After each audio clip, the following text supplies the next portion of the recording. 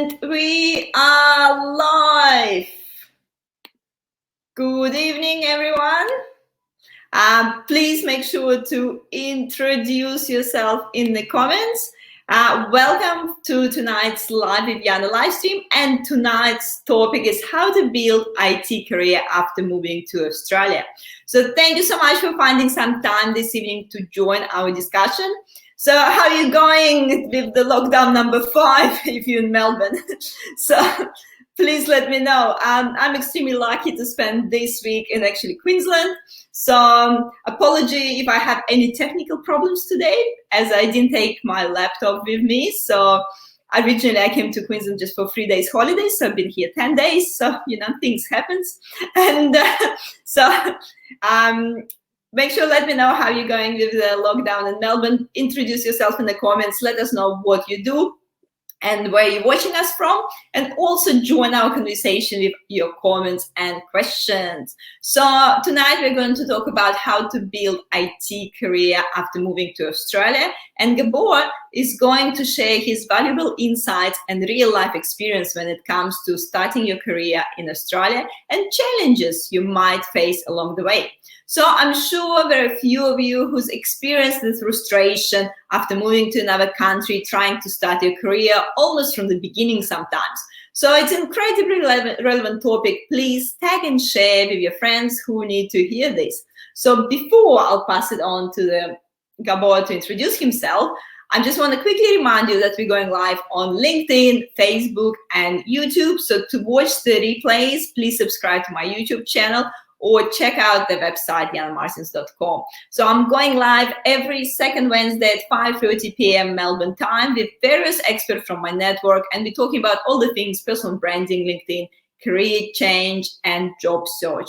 So we're going to answer all your questions from all the platforms. Please stay on the topic, and please make sure you ask as many questions as you want. And the most active participants might get some surprise at the end of the stream as well. So that's enough of me. I'm passing on to Gabor to introduce himself. Hi, Yana. It's great to be here finally at Live with Yana. I mean, 3 weeks ago now it was Michael, so I really enjoyed that talk. And today it's me, so I'm very lucky. And introduction, my name is Gabor. Actually, it's Gabor, like a pronunciation, but I'm used to, like, if you're an immigrant, probably are used to people butchering your name completely. So I'm usually Gabor, but I listen to anything that is similar to that. So yeah, and why am I the expert in how to build your IT career after moving to Australia? I'm not an expert in it, but I've done it myself. Originally, I'm from Hungary. I was born a long time ago. You probably see the gray hair. And I came here when I was 31 years old. And that was 15 years ago. So you can count my age. And in Hungary, I'm from Hungary originally, from a small town called Győr. And obviously when I came here, no one knew about, like Hungary. Like, are you hungry? Very funny. Obviously I had an accent immediately, and even though I was experienced, I worked as a consultant, a management consultant in Hungary, no one would know it here. And in the past 15 years, obviously I rebuilt my career and rebranded myself. And maybe I can briefly talk about my experience today. So it's not really not an expert, but an expert because I have 15 years experience of being an immigrant in Australia. So I guess we're going to start a little bit about, your actual story, what you experienced. And you already mentioned that you actually moved here from Hungary. And so in 2006. And I guess my first questions would be, look, a lot of us, moving to another country, and we might have some sort of expectations. Yep. So what job we want to get or what we're going to do. So I guess my first question would be, what surprised you? You moved here, you thought that you're going to do this, and in reality, it didn't turn out like you think at all. So what was, I guess, the biggest surprise that you moved here? obviously, while I lived a little bit abroad, so I wasn't afraid the culture shock. I still had a bit of a culture shock. Small things, not big things. When I finally got my first job, and I will talk about that briefly. Small things like people having a sandwich for lunch, and I was almost like upset. Like, how can you have lunch a sandwich for lunch? Like, in Hungary, I used to have a soup, a seconds, and dessert. It was like the huge lunch, and people just had like a ham and cheese sandwich. I'm like, let's go out for lunch, like small things Let's like that. eat. Yeah. Yeah, let's eat. Yeah, and that was like a complete shock to me. And first, and of course, not understanding. Like I spoke English, but I didn't understand the Australian ochre accent. G'day, mate, and I'm like, what are you talking about? How you going, mate? And I was like just thrown off. I've heard American English. In Europe, we studied like focus was more on British English, but the accent was like, yeah, it was very difficult for me for the first 1 or 2 months. Yep. Uh, And then it's kind of so what about the actual on the career side? What sort of, I guess, disadvantages and advantages you've noticed and you moved here? so I think when you're coming to a new country, the first thing is you think it's a disadvantage, and in some ways it is, right? You doesn't matter who you were. Like if I would have been a CIO, I wasn't, but I could have said that, hey, I was a CIO and I have the best university from Hungary, but no one is rolling out the red carpet for you. So if you're coming to a new country, people will not understand whether you went to a good university or whether you went to a bad university, or if people do a reference check on you, no one knows if it's your friend who would just say that, yeah, Gabor was a CIO, of course, at the biggest company. Like they will not know if it's true or not. Even if it's true, it's hard to assess. So I think one of the biggest disadvantages, no one knows you. No one knows that whether your qualification and your work experience is good or not. Even if you work like, let's say, if you worked for a big company overseas, let's say you're from Chengdu and you worked at ANZ, that's probably good, like having an Australian name there. But if you worked for a non-Australian company and the university where you studied at, no one knows it, like it's not Harvard and Yale, that's an automatic disadvantage. Uh, there is an advantage though, and I think it's very important, especially in today's market where diversity and inclusion becomes more and more in the forefront. When you bring in coming from a different country is you bring in a different culture as well, and you also bring a different point of view. What is would be the typical Australian point of view. So I think you actually have an advantage as well, because you bring in something that we don't have. Like I'm an old immigrant now. I'm Australian. I'm an Australian right now. Like I'm not a Hungarian anymore. I mean, I am, but I don't have the same mindset and I cannot bring the same culture. So if, let's say, someone comes from Hungary, even though we would speak the same language, we come from two different era, and that can be an advantage. Yeah, and also the I experienced the same. Like if people ask me what's going on in Russia now, I have no idea. Like I can't comment. I don't know what's the music in Russia right now. I don't know who's popular now. I would have no idea. So, but I guess my other question would be, you mentioned like disadvantages and advantages, but what about particularly career in IT? Because obviously there is people moving and working in different industries. Would you say that people who have IT experience have a bit of an advantage here because IT in demand at the moment, or not necessary? I think so. I think so. There is definitely an advantage over, like, if you're a legal representative or even in like people and culture, it would be a lot more difficult in my view. But I work in IT, so definitely, if you're a developer, I mean, whether if you're a Node.js developer, and probably doesn't matter if your English is like not native English, definitely not a problem. And yeah, I think it's probably easier right now, and there is a huge demand from what I can see in the IT industry. If you are, let's say, in a more software part, like if you're a business analyst, probably a bit more difficult. But if you have like like a very tech focused background, I think it's not, I wouldn't say easy, never easy, but easier than most of the other jobs. Your friend is coming, saying hi to us. Avi's Hey here. Avi, that's great. It's great to see Avi. We just had a coffee not long ago.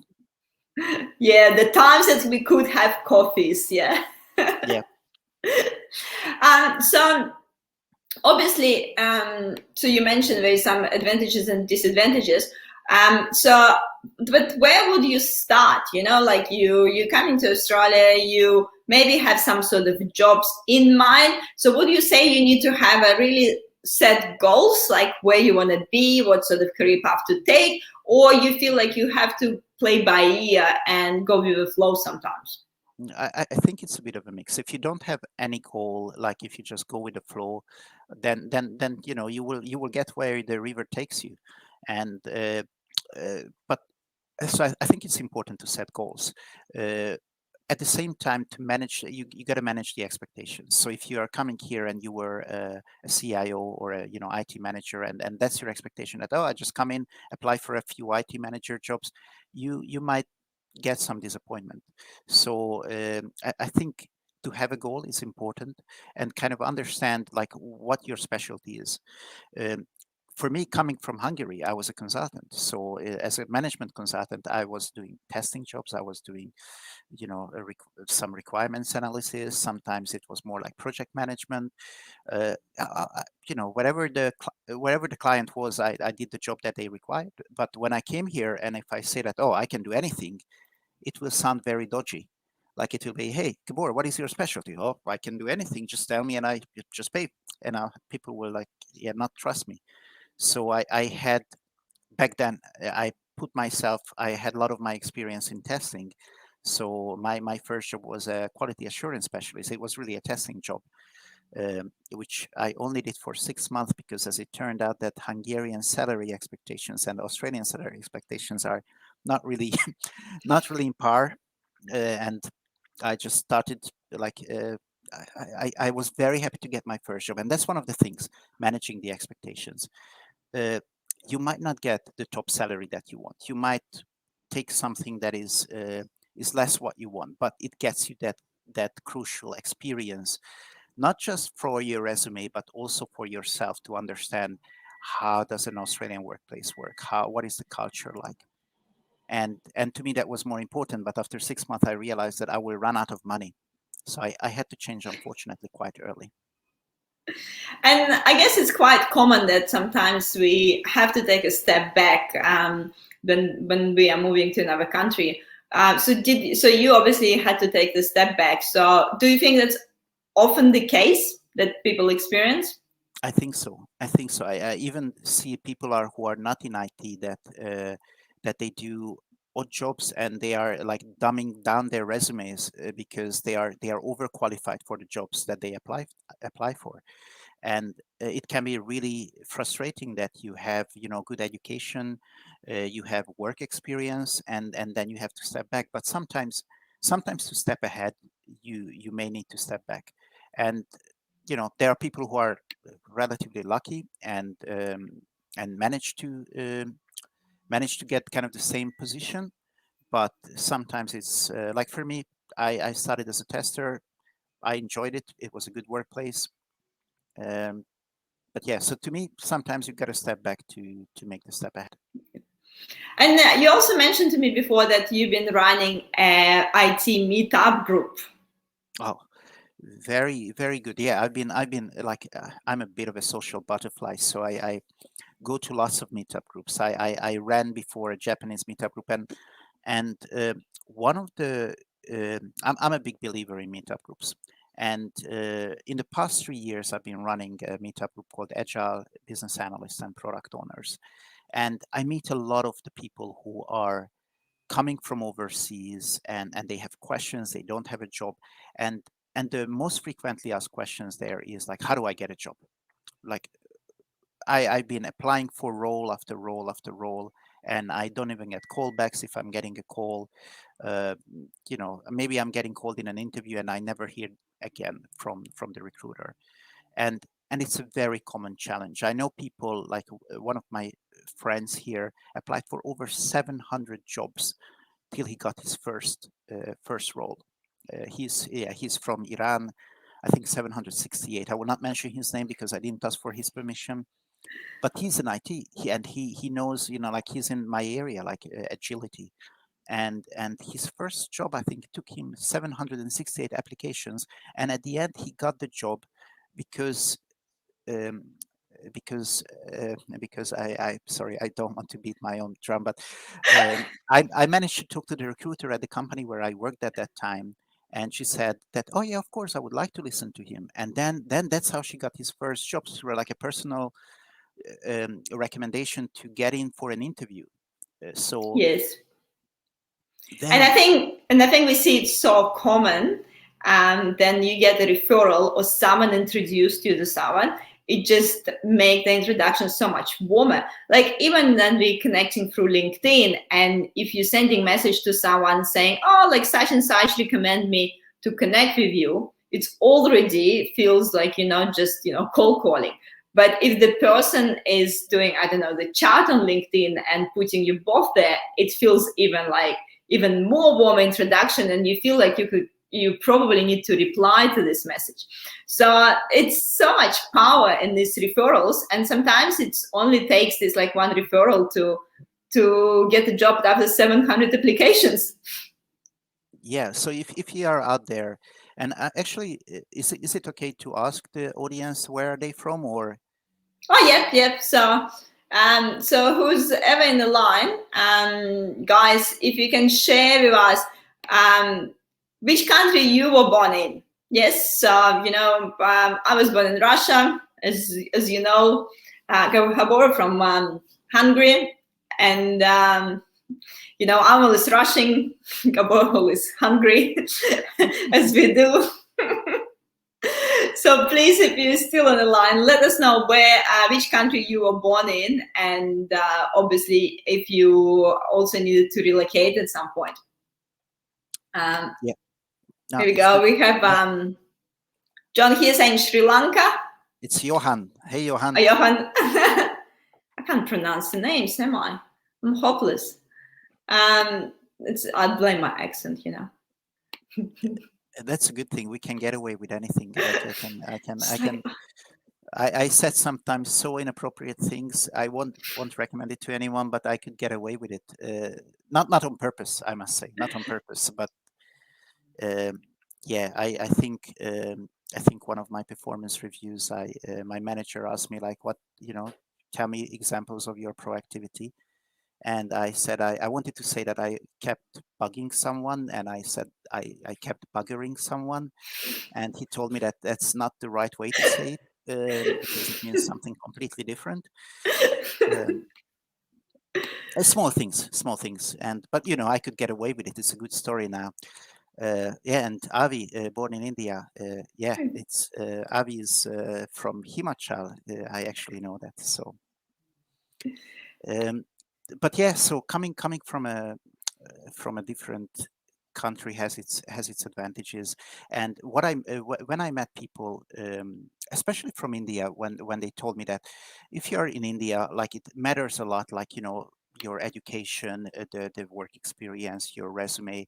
And what I found in Australia, and that's my personal experience, and you don't have to agree with me, but I think in Australia, like who you know, and more importantly who knows you, is actually possibly more important than what you know uh, when it's about getting the job.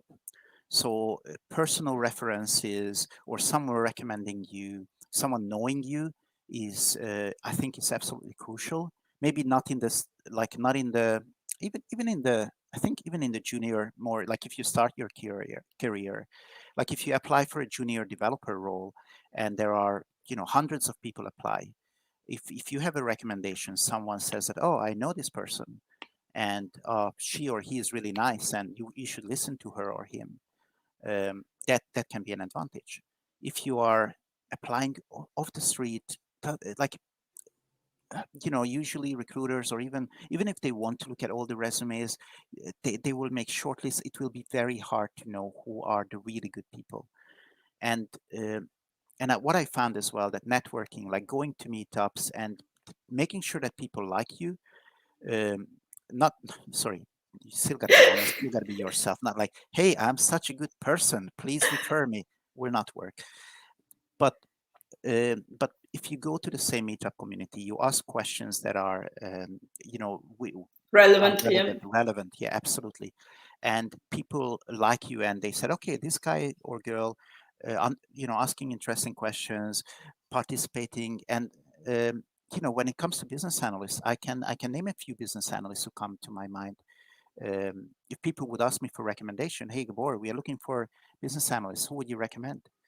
I'm not a business analyst, but I could recommend a few people who I know that they are interested in the topics. They go to the community meetups and they are asking good questions, and they are just generally nice human beings. It doesn't mean that they are an expert, but yeah. So Definitely, and it just it sounds like a simple simple concept, but so many people disregard the power of networking. We just have a few more people replying. Anastasia here, she's from Russia as well, and Naveen's here from Melbourne, so he didn't need to relocate this time. So but I guess that's one of the mistakes maybe that some people make. Then they come to the country and they start thinking, oh my God, what I need to study, or what course I need to take, or what qualification I need to get. So sometimes actually going to, as you mentioned, meetup groups and being part of the professional association and so on can be way more powerful than getting more qualification, especially, I think, especially in the beginning. And we need to remember also, I think, that trust builds over time. You can't expect just to rock up to one meetup, just shake everyone's hand and say like, oh look, I'm looking for a job, do you know anyone? So it doesn't work like this. So you actually need to come few times, talk to people, get to know them, that people get to know you. And it's not just like popping up once and saying, hi, I'm Jana, find me a job. yeah. Oh, I get that as well, by the way. Like when someone is new, like, hey sir, can I volunteer? I'm happy to work for you, and I never hear from them again. So I usually know if someone contacted me like 3 times, I know they are serious. um, but yeah, for example, for me, when the last time I applied for a role and got the role, like, was like in 2007, because from in the last 6-7 years, my roles are coming through personal recommendations. People know me from the community. So Yep. I've just got a new job, by the way. I haven't told everyone what this job is yet, but I got a new job. I'm starting next Monday, and I didn't even send my resume once. I haven't used my resume. I went to a few interviews. I talked with quite a few people. I didn't need to send my resume. It all went through networking and talking with people and through introduction from the people. Obviously, I have a bit of a presence on LinkedIn, and it helped me a lot. Then I'm already know quite a few people, but it's also over time, because people know me for years now as well, years and years. So I've been here. So you've been here 15 years. I've been 11 years here. So you obviously build a trust over time. Paul is actually asking, so it's who you know, not what you know. So okay. what do you think? So where is this balance? Like, Okay, so obviously, you need to you need to have the what you know as well. Like you cannot just be like, I'm a very nice guy, but you don't want to be your heart surgeon, because that will not end well. And I think it's important, the who you know or who knows you, to kind of get in like the door, start getting your, I cannot say it even properly in English, but get your foot in the door. in the door. Yeah. But obviously, when you are running an interview, and when you are at work, just being nice, it will not cut it. You still need to have the what you know. You still need to uh, kind of nail it in an interview. So if they ask you, like in my profession, if they ask you, what is user story mapping, or what do you think about the different agile frameworks, you got to know it. Like there is, like, you cannot just, hey, I'm nice, I don't know, but I'm happy to learn. Like that will not cut it. You still need to have that. But when you apply to jobs, or don't just rely on your resume. Just make sure like what I had on the slide before, if you can bring it up for a moment, is people are actually willing to help. So networking is not just about, it's not about you. It's more about how you can help others, but others will help you as well. And and if you take out people for coffee, and I don't like, if you just ask a recruiter, like, can I take you out for a coffee? Maybe so they say no. But if you know people from meetups, you met them a few times, it's okay to ask them, hey, would you have some time for me, like 30 minutes, 60 minutes? They might not be able to help you to get a job, but they might refer you to someone else. And if if you ask me for a coffee, let's say, and I'm happy to pay for my own coffees, I'm not trying to get free coffees. But if you go out for a coffee and I cannot help you, I will look for someone else who might help. And if people get to know you and they get to know who you are, it's probably easier to get that door on the front door.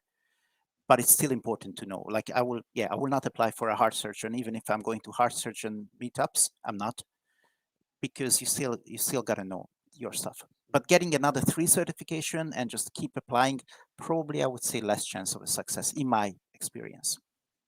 Oh, definitely. And I like that on this slide you have asked for more contacts, because to be honest, it's a really simple strategy, but every time you have a chat with someone, and everyone can use it, you new to the, you new to a country, or you whatever, new to the industry, you come to the meetup, you speak with a certain amount of people, you went with, like, say 3 people for coffee. So those people, as you said, might not be able to help you, but no one stopping you by asking each of this person if they can introduce you to 2 more people. Don't need to ask them to introduce you to millions of people. That's too hard. Just ask them, do you know 2 more people in the industry, or 2 more people, that may be looking for the similar project or whatever. And also, like, from 3 people, you already know 6 people. And from these 6 people, it's a really simple strategy. Do you know 2 more people? Yep. And you will be surprised how quickly you can actually grow your network, especially if you have a bit of a clear goal who you want to connect with. Absolutely. Like, if you would ask me right now, who should I, if you would ask me, like, can you tell me 2 more people who could come to, Live with Diana? And I'm like, of course, there is Johan in the chat. I'm not sure if he's still watching, but Johan and I worked together recently, and he's one of the best coach who I know. And Avi, who was there before, he is one of the best program manager who I ever worked with. So I would immediately, because I know of them, because they were there right now, immediately their name is popping up. If you ask me, like, oh, can you tell me a good program manager? I would be like, oh, wait a moment, Avi. And I know Avi. I worked with Avi back in 2011, so 10 years ago. But because he's like, we still meet and we still have that connection, obviously he comes to my mind. Like most of the others, even if they were good, if people don't associate your name with a certain role, they will not give you the name. If someone asks me for video coaching, I mean, it's obvious. I would be like, oh, you want to really? I know someone good. Here you Reach go. out to Jana. So Johan and Avi, you up for the you up for the chat now. Then Gabor recommended you, so you have to go to a live stream as well. Avi is saying, Jana, congratulations on your new job. Here we go. Yeah, actually, guys, I didn't tell you, my new job is actually IT recruitment. Here we go. So I want to talk with all of you. So now it's your chance to take me out for a coffee. Yeah, exactly. Just behave nicely, okay? So okay, back to so we already talked about a few things here. Yeah, so actually, yeah, talking with recruiters as well, as you mentioned on your slides, could be good strategy as well. Could be hidden miss, but you can always ask recruiters to introduce you to some network as well, and get to know more people too. Yeah, and recruiters, what I found, and I don't want to judge recruiters, but I found small recruitment agencies work better. Like the large ones, again, quite often very sales focused. They got to get the numbers. With the smaller one who are specializing more, um, I don't know, what is the name of your recruitment, the organization that you're joining? All Squares. Old Squares. All Squares. Yep. Great. It's a small one. Yep. Can I recommend another one for IT people? Of course. Okay, so, again, I haven't started the job till Monday, so you can still do it. Good. Like, for example, I know a recruitment company, Momentum, who is Alan Harity. And for example, Alan quite often he came to the meetups, and he truly cares about the people that, I think Johan might be working right now with Alan. So that's interesting. I didn't plan it this way, but Alan is someone I would recommend as a recruiter. Sorry, Alan, if I just sent 100% to your way, but after they all have to coffee with me, they can go to Alan. Yeah, first Jana, then so okay, back to your recommendation, Gabor. So what about qualification? Would you recommend to then you starting IT career in Australia do some qualifications here, or nothing particularly comes in mind? I think if you like, I know my industry. I think qualifications, like what do they prove? If they are a good qualification, yes, probably yes. But most of the basic qualifications that most people have and they look for, they're like 2-day courses. And if you're interested, definitely. In my industry, like being a certified Scrum Master, like, you would go there, you would do the course in 2 days, you would be a certified Scrum Master in 2 days. If you are a certified coach and it has different levels, obviously, that, like, if you are having this high level qualification, that would probably mean something for the experts. But I think at the recruitment stage, probably, I don't know, they might check it. Oh, certified Scrum Master, great, tick. But it's a 2-day course. So yeah, I'm I'm not quite sure. I don't have a lot of certifications. Yep. So not convinced that they make a big difference. Personally, not that convinced, but it doesn't mean that all qualifications are bad. So Johan is sending life hearts to Alan. Oh, here we go. It's, everyone knows everyone here. Actually, while we have you on the line, Avi and Johan, and I think Ravi is here as well, Naveen, so Anastasia, whoever is still on the line. Please let us know also, what was your strategy that you were like getting a job, maybe not a new country, but trying to get your entry-level job? Did you use any particular strategy? Was it through networking and referrals, or maybe through other resources? So please, if you have any tips to share, please put it in the comments. We would love to see your input as well. And back to the Gabor. So what's your thoughts about how actually, you mentioned here that we need to try to get referrals. What would be your suggestions to try to get these referrals apart of, like, I don't know, going to meetups? How else would you connect with people? So I think your connections matter a lot. Let's say, for example, I want to get a job at AIA, which right now I don't, but I know one of my connections named Johan works there. So I would probably reach out to Johan that can he recommend to contact me anyone from that company who would either look for the position or just I can learn more about either the role or the company. And probably I would reach out to my connections to introduce me to other connections. And if they I wouldn't connect people who I never talk to. So obviously I would try to get a live connection. Mm-hmm. I wouldn't just reach out to someone I haven't seen for 10 years and, hey, I'm here. Help me finding a job. I would probably try to look for who can introduce me, who is like a real advocate of mine, not just because we worked together 10 years ago. Did you feel like, I don't know how to put this question nicely, what do you think was your biggest failure then you started looking for a job in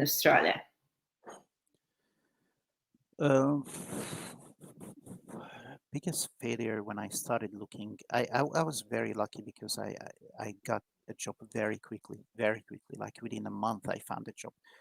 Um, so failures when I looked for a job, it's applying for the wrong job, like applying for everything.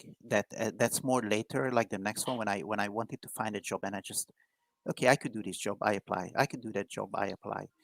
Uh, I think there is some research on how women and men look for a job, and women look for that. Okay, I'm just taking 9 out of the 10. You know, like I'm not applying because I don't have a chance. And guys are like, oh, I'm applying for everything. So yeah, I applied for roles that I'm not passionate about. I'm not qualified for. I don't have the experience, but I still applied. Um, but at the same time, you don't want to narrow it too much down. Like if you tick every single box, then you probably don't grow in that role. So I think to find that balance, like what are the roles that you actually care and want to work in, I think that matters. Yeah, setting actually goals and understanding what's important for you, not just where you can make money, or if money important for you, maybe that's the case. Short term is okay. Like for example, right now, if I like I'm contracting at the moment, and my contract is like still another 3 months ago. But what after that? How do I position myself? Do I want to do the same role to a similar company because they will say that, oh, Gabor, look at this, work for this company and have this experience? I would have probably good chance, but I might be completely bored. Or if I want to do something else that I'm relatively beginner with, how do I position myself? How do I brand myself? And I think personal branding and people know you for something is important. Uh, like if you look at my LinkedIn profile, I on purpose I put on blockchain now. Am I an expert in blockchain? Well, not a lot of expert in blockchains. I have like I lost some money on Bitcoin. I mean, I have a bit more, but pretty much my experience is like 1 year. How do I position myself with 1 year experience when I have something else with 7 years of experience? And to know that, how do you brand yourself? How do you make those connections?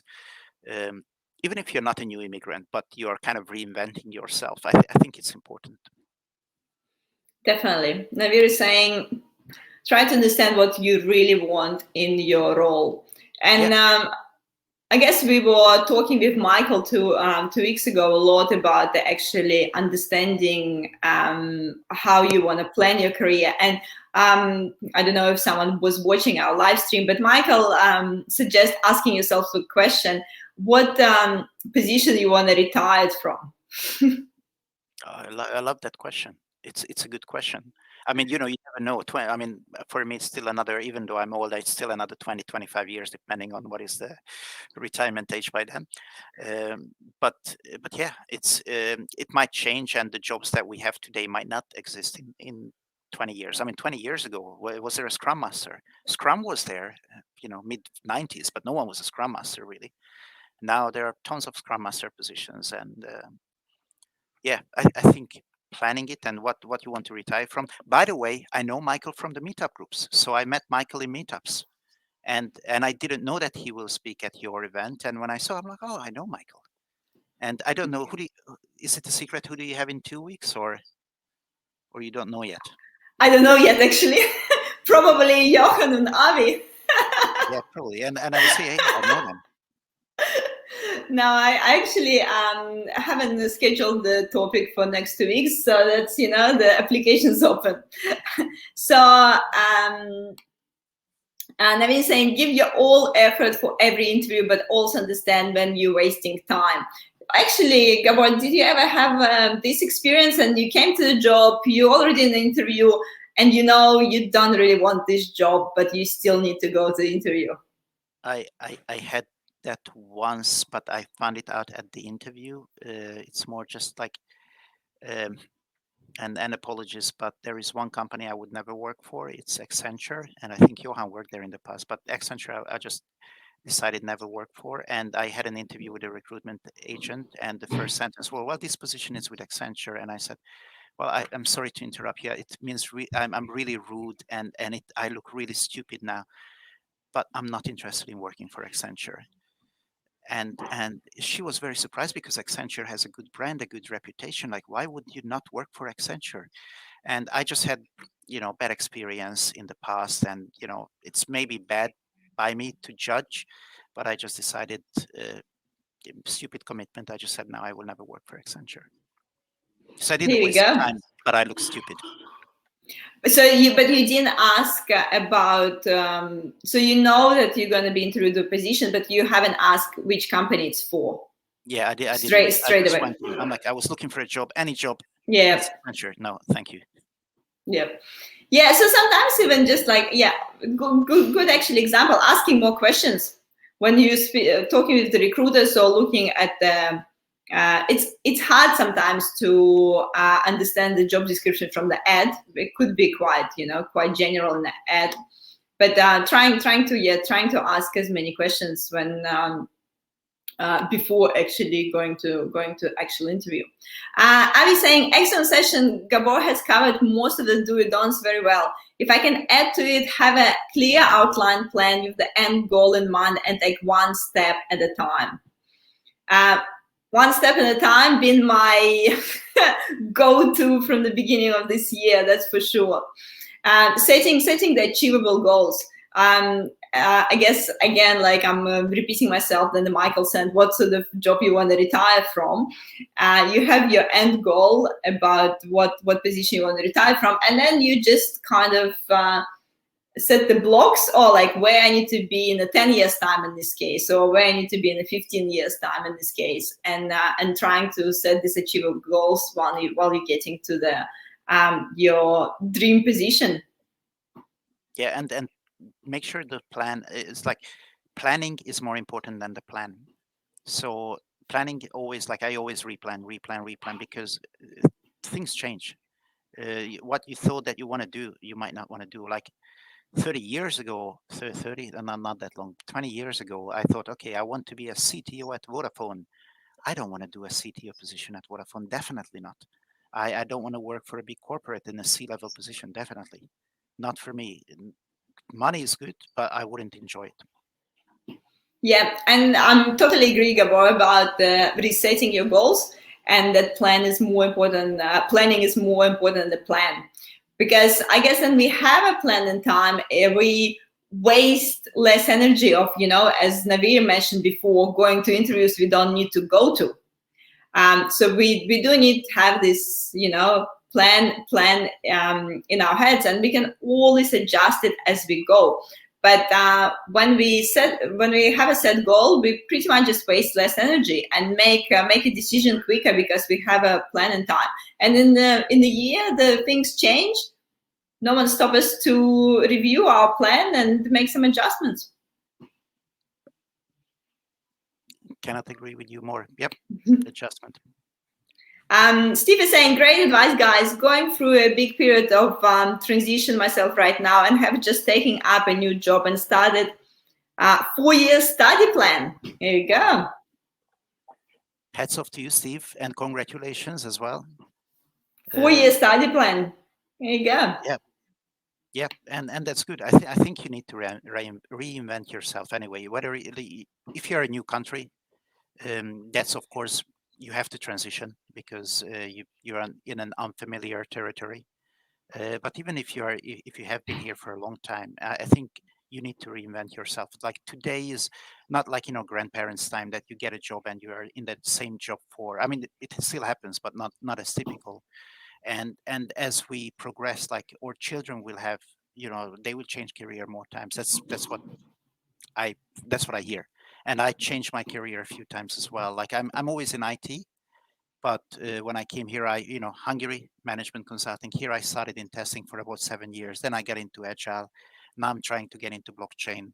7 years from now, I might want to do something else again. But right now, I'm in transitioning, just like you, Steve. Steve is saying, decided to turn to a life of crime, and the only way that crime pays is then you're a lawyer. And So guys, last question to the audience. Have you had to take a step back in your career? Gabor shared his example before, then he moved to Australia. He had to take a step back. I actually never share my story. I've probably changed career the most from all of you. My first job actually was a judo instructor. That was what I was doing when I was 18. And I worked before back in Russia. I actually worked in the fitness industry. I was working as a sales manager in a fitness club. And then I moved to Australia. I couldn't speak any English. So I had to take a step back straight away. And I actually been fired from 2 jobs that I started here because I just simply couldn't understand the customers. So I think my first job in Australia was a jewelry shop, actually. I was working in a jewelry shop.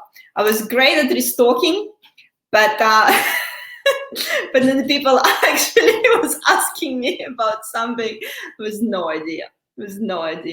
And then I worked at the reception in the fitness club, and my English was improving, and I can actually, talk with people a little bit. But then they called to book the class or something and would say their name and the last name.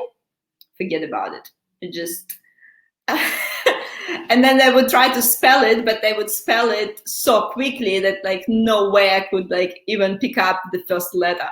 So that was completely failure. So my shift get reduced, and I lose that one too. So don't be discouraged, guys. We all went through a bit of a journey. So and if you have any examples of you stepping back in your career, please share in last 2 minutes of the live stream, because it's time to wrap the things for tonight and go have some dinner.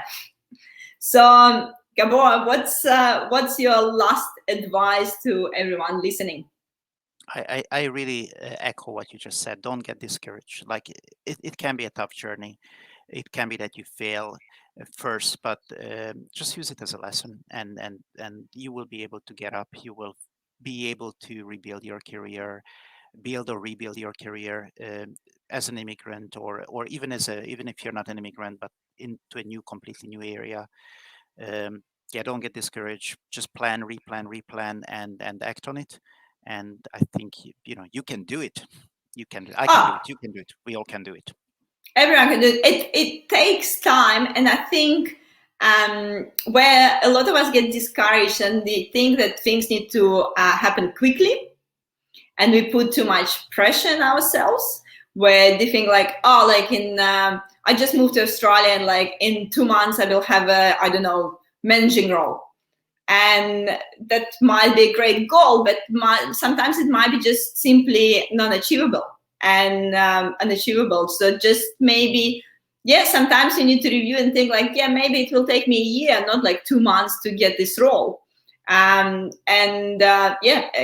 don't get discouraged, and set the reasonable goals, as long as you can see the long-term picture and have a vision for where you want to be. What to say, that fail is only when you give up. You're right. Yep, you're right, Steve. And it can be failure that you realize it's not for you. You start building a career, and you say, wait a moment, I imagined it differently. But definitely give it a good go. But yeah, I know we are at time, so just wanted to say thank you for the opportunity, Anna. Always great to see you, Gabor, and we have quite a few people joining us tonight as well. So guys, please feel free. Gabor said that he's always happy someone hit him for coffee. Not for free coffee. I'm happy to pay for my, but I'm always. So if you want to have a chat with Gabor, maybe you're working in the IT industry, most likely, or just to network, and especially maybe now it's a good time to network online. Obviously connect with Gabor on LinkedIn. Gabor, how you spell your last name? Okay, it's Gabor Devenyi, Devenyi. Here we go. I'll put it here. Yeah. How about this? Is it the right one? Yeah, Yes. that's the right one. Here we go. I learned to spell, it only took me 10 years. And it's funny, I only pronounce it as Australians, so I don't pronounce my name anymore in Hungarian. That's just weird. I just do it the easiest. Gabor Devenyi. There you go. Thank you so much again, Gabor, and thank you so much, everyone, to joining us. So if you want to connect with Gabor, please connect with him on LinkedIn. I'll see you in 2 weeks on Wednesday. I haven't prepared topic for my next live stream because I've been stuck in Queensland, so I've been a bit in the holiday mode. But I'm sure I'll get back to my work mode from Monday. And please stay in touch. The next show will be, so what's today? Today is the 2nd, so it will be 16th of June. So thank you so much, everyone, for joining us, and I'll see you on the 16th of June. Thank you, Gabor. Thank you.